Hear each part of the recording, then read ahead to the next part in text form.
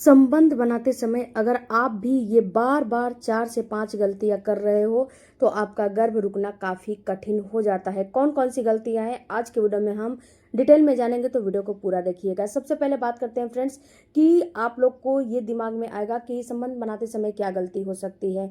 तो उस टाइम पे भी आप लोग मिस्टेक करते हो, जो कि आप लोग को बिल्कुल भी नहीं पता है, अनजाने में मिस्टेक करते हो। आपका रिपोर्ट भी नॉर्मल है, आपका ओवुलेशन भी हो रहा है और आपके पार्टनर का भी जो है सारा रिपोर्ट नॉर्मल है, फिर भी गर्भ नहीं रुक रहा है। तो इस वीडियो को जरूर देखिएगा ताकि आप ये समझ लीजिए, ये समझ में आए कि हम कहाँ मिस्टेक कर रहे हैं, हम कहाँ गलती कर रहे हैं। तो सबसे पहला मिस्टेक आप लोग ये करते हो कि सही समय पे संबंध नहीं बनाते हो। सही समय पे क्या होता है फ्रेंड्स कि जब आप पीरियड में रिलेशन बनाते हो, पीरियड के बाद रिलेशन बनाते हो और ओवुलेशन के टाइम पे रिलेशन नहीं बनाते हो, तो उसमें क्या होता है कि आपका गर्भ नहीं रुकता है। ये बात याद रखिएगा। अगर आप सही टाइम पे, सही समय पे, सही पोजीशन में नहीं बनाओगे रिलेशन, तो गर्भ नहीं रुकेगा। क्योंकि आप अगर पीरियड के बाद रिलेशन बना लिए और आपका ओवुलेशन 14वें 15वें दिन होने वाला है, तो आपका गर्भ कैसे रुकेगा, आप खुद इस बात को समझ सकते हो। तो जब तक आप सही समय पे नहीं बनाओगे तब तक आपका गर्भ नहीं रुकेगा। इसलिए सबसे पहले आपको अपने ओवुलेशन के डेट को समझना बहुत ज़रूरी है। इस डेट को समझने के लिए आपको कुछ नहीं करने हैं, मेरे प्लेलिस्ट को चेक करो। मैंने बहुत सारे शॉर्ट्स वीडियो और बहुत सारे लॉन्ग वीडियो बनाए हैं और एक एक चीज़ पे बनाए हैं कि आपका इतने 28 दिन की साइकिल है, 30 दिन की है, 25 दिन की है, 25 दिन की है, तो कितने दिन पे आपका पीरियड होगा और कितने दिन पे आपका ओवुलेशन होगा और ओवुलेशन निकालोगे कैसे, ये भी मैंने बताया है कैलेंडर मेथड से। फिर भी आपको समझ में नहीं आ रहा है तो आपके पास स्मार्टफोन है, स्मार्टफोन में ओवुलेशन को कैलकुलेट करने के लिए बहुत सारे ऐप आते हैं, उनको आप डाउनलोड करो और वहाँ पे अपने पीरियड का साइकिल मेंशन करो और वो आपको बता देगा कि आपका ओवुलेशन कब हो रहा है।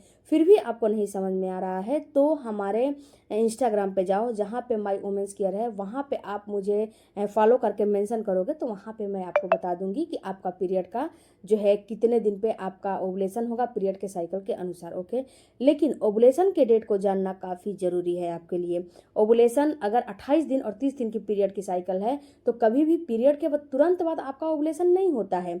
अगर 28 दिन से 30 35 40 दिन जैसे कि आपका पीरियड का साइकिल है, तो पीरियड के बाद तुरंत ओवुलेशन नहीं होते हैं। पीरियड के कम से कम 10 12 दिन के बाद ही ओवुलेशन होते हैं।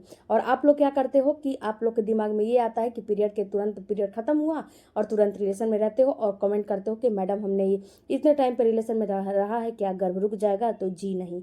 अगर आपका लॉन्ग साइकिल है तो आपका ओवुलेशन भी लॉन्ग में होता है। अगर आपका शॉर्ट साइकिल है, यानी कि अगर आपका जो है 15 से लेके और 20 22 तक है, तो पीरियड के तुरंत बाद अगर रिलेशन बनाओगे तो उस टाइम पे गर्भ रुक जाएगा, क्योंकि ये शॉर्ट साइकिल है। तो जब शॉर्ट साइकिल यानी कि शॉर्ट में पीरियड आ रहा है तो शॉर्ट में ही ओवुलेशन होंगे, लॉन्ग में नहीं होंगे। तो ये बात को आपको समझना और जानना काफ़ी ज़रूरी है। दूसरी बात फ्रेंड्स कि आप जब जैसे कि ओवुलेशन के टाइम पे रिलेशन बना रहे हो तो अल्टरनेट डेज पे बनाओ, एक एक दिन गैप कर करके बनाओ। यानी कि आज बना लिए, कल छोड़ के, परसों छोड़ के फिर से बनाओ। क्योंकि जो आपके पार्टनर का स्पर्म होता है वो आपके फ्लिपियन ट्यूब में कम से कम 4 से 5 दिन उसकी सेल्फ लाइफ रहती है, जीवित रहता है। और जो आपके जो फीमेल पार्टनर होती है उसका जो अंडा होता है केवल 12 से 24 घंटे ही जीवित रहता है। तो वहाँ पे जब अल्टरनेट डेज पे कांटेक्ट बनाओगे तो जो आपका पार्टनर का पहला स्पर्म है उसको मरते मरते दूसरा स्पर्म वहाँ पे डिपॉजिट हो जाएगा और जो ही आपका अंडा निकलेगा उसे वो जो है फर्टिलाइज कर लेगा। और यहाँ पे फ्रेंड्स बहुत ज़्यादा दिन यानी कि 3 से 4 दिन 5 दिन गैप दे दे के बनाओगे तो इस कंडीशन में भी आपको दिक्कत होगा। आप खुद समझ सकते हो, समझदार हो, खुद समझ सकते हो। दूसरी बात, सही पोजीशन भी मायने रखता है, ये बात याद रखिएगा। क्योंकि जब आपका डीप पेनिट्रेशन होगा तो आपका जो स्पर्म है डीपली वहाँ पे जाएगा और तुरंत आपके फ्लिपियन ट्यूब तक पहुँच जाएगा। अगर डीप पेनिट्रेशन नहीं होता है तो सारा स्पर्म बाहर निकलने का भी चांस होता है। आपने मैसेज में भी, मेरे जो कमेंट बॉक्स है उसमें भी पढ़ा होगा, बहुत सारे लोगों का कमेंट आता है कि मैडम हमारा सारा स्पर्म बाहर निकल जाता है। तो आप पोजीशन का भी ध्यान रखो। पोजीशन अगर आप जो है मिशनरी पोजीशन का इस्तेमाल करते हो तो ये परफेक्ट पोजीशन होता है। मिशनरी पोजीशन में आप कांटेक्ट बनाओ, ये सही आपके लिए है और डीप पेनिट्रेशन होना चाहिए। इसके बाद फ्रेंड्स तीसरा आप मिस्टेक करते हो, जो कि आप जैसे कि आपने जब कांटेक्ट बनाने गए तो वहाँ पे अगर आपकी टाइमिंग कम है तो वहाँ पे बहुत सारे लोग नशीले पदार्थ या फिर किसी जेल वगैरह का इस्तेमाल करते हैं या फिर किसी मेडिसिन का इस्तेमाल करते हैं, जो कि आपके लिए बहुत घातक ये साबित होगा। क्योंकि जब ये जेल वगैरह का, स्प्रे वगैरह का या फिर शक्तिवर्धक मेडिसिन खा के अगर टाइमिंग बढ़ाते हो तो इससे होता क्या है, इससे आपके स्पर्म के ऊपर असर पड़ता है और आपका स्पर्म वीक होता है और आपका स्पर्म वहाँ पे मर जाता है। अगर जो है स्प्रे का इस्तेमाल करते हो, जेल का इस्तेमाल करते हो, तो ये स्पर्म किलर होते हैं। आपको नहीं पता है कि वो स्पर्म कैसा है, वो जैसे स्प्रे और जो आपका शक्तिवर्धक मेडिसिन है, जेल है, वो कैसा है, वो बिल्कुल ही मारने का काम करता है। तो इसका भी इस्तेमाल आपको बिल्कुल नहीं करनी चाहिए। चौथी मिस्टेक करते हो कि जब आप संबंध बना लेते हो तो उस समय आप डॉचिंग करते हो, यानी कि किसी भी टिश्यू पेपर से, किसी भी कपड़े मतलब कॉटन के कपड़े से या फिर किसी भी प्रकार के चीज़ों से डीप क्लीन करने की कोशिश करते हो, यानी कि अंदर से हाथ डाल के उसको क्लीन करने की कोशिश करते हो, जो कि बिल्कुल गलत है। उस टाइम पे जब कॉन्टैक्ट बना लेते हो तो डाउचिंग आपको बिल्कुल नहीं करने चाहिए। अगर आप आधे एक घंटे के बाद जाके वॉश भी कर रहे हो तो केवल क्लीन पानी से ही इस्तेमाल करना चाहिए। आपको किसी भी प्रकार के टिश्यू पेपर, कपड़े या फिर सोप या फिर जेल या फिर शैम्पू का इस्तेमाल नहीं करना चाहिए। केवल क्लीन पानी से धुल लो, वही आपके लिए काफ़ी है और किसी चीज़ का इस्तेमाल आपको नहीं करना चाहिए। ये आपके स्पर्म को मारने का काम करता है और डाउचिंग तो कभी भी नहीं करने चाहिए। अगर आप जो है आप बहुत सारे लोग नहाने जाते हैं या फिर अपने अंदर के पार्ट को क्लीन करते हैं, तो ये आपका काम नहीं है। बाहर से क्लीन करो, अंदर के पार्ट को क्लीन करना आपका काम नहीं है। ये नेचुरली जो डिस्चार्ज होते हैं ना, उसी से ये क्लीन होता है। इसमें आप कुछ नहीं कर सकते हो। अगर आप अंदर से क्लीन करते हो तो आप खुद उसको छेड़छाड़ करते हो और उसमें शैम्पू साबुन का इस्तेमाल करते हो, तो खुद आप इन्फेक्शन को जो है इनवाइट करते हो। तो कभी भी डाउचिंग नहीं करने चाहिए।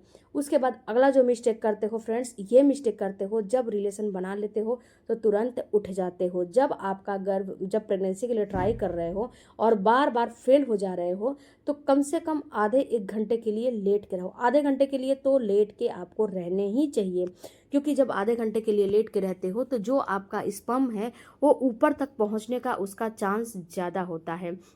तो इसीलिए कम से कम आधे घंटे के लिए लेट के रहोगे तो ये आपके लिए ही फ़ायदा जो है करेगा, दूसरे के लिए नहीं करेगा। अगर आप बार बार प्रेगनेंसी के लिए ट्राई कर रहे हो, प्रेगनेंसी जो है नहीं हो रही है, तो कम से कम आधे घंटे के लिए लेट के रहो। उसके बाद कभी भी आपको धूम्रपान, अल्कोहल का इस्तेमाल नहीं करना चाहिए। इसके साथ साथ फ्रेंड्स आप ये भी जो है ध्यान देना कि अगर आपको जैसे कि आप में जो बहुत ज़्यादा लुब्रिकेशन नहीं होता है, तो किसी भी मस्टर्ड ऑयल हो गया, कोकोनट ऑयल हो गया या फिर कोई भी ऑयल का इस्तेमाल नहीं करने चाहिए। या तो डॉक्टर से पूछ के कोई भी ऑयल का इस्तेमाल करो या फिर आप जो है मैं जो बताती हूँ उस ऑयल का इस्तेमाल करो। कोल्ड प्रेस कोकोनट ऑयल का इस्तेमाल करो और कोई भी ऑयल का इस्तेमाल आपको नहीं करना चाहिए। कि आप जब रिलेशन बनाने जाते हो उस टाइम पे किसी भी प्रकार का आपको नहीं लेना चाहिए। स्ट्रेस फ्री होके ही रिलेशन बनाने चाहिए। आई होप फ्रेंड्स कि ये वीडियो आपके लिए कुछ लाभकारी रहा होगा। अगर लाभकारी रहा होगा तो प्लीज़ मेरे चैनल को फॉलो करो, पेज को भी फॉलो करो और मेरे इंस्टाग्राम को भी फॉलो करो। मिलते हैं अगले वीडियो में, तब तक नमस्कार।